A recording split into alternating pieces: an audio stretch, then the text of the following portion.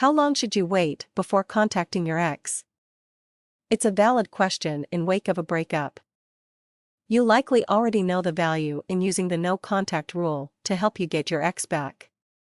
If you're not up to speed on what that is, it's actually a great method anyone can use to regain the attention of an ex.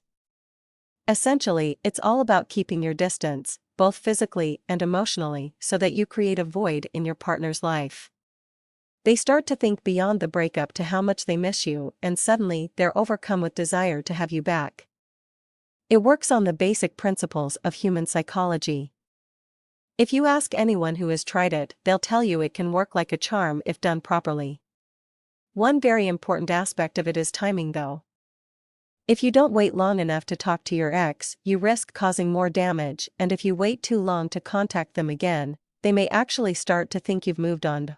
So, what's the precise right amount of time you should wait before contacting your ex?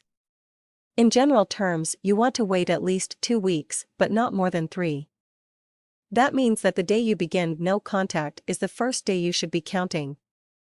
That seems obvious, but what many people do when they decide to take on this approach is they'll send a short text message or leave a brief voicemail for their ex and then decide that contact doesn't count. It does. You have to essentially block your ex from your life for a few weeks, and that means no contact coming from you at all. You can't even send a cryptic message to them through a mutual friend.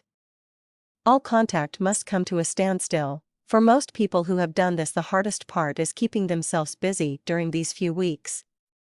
It's amazing how much you want something when you tell yourself you can't have it.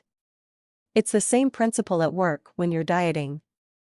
Since you can't have your favorite food anymore, you crave only it. The same thing happens when you stop talking to your ex. You want them more and more. Make a list of small projects you've been putting off. It could be anything from getting a haircut to running to the dry cleaners.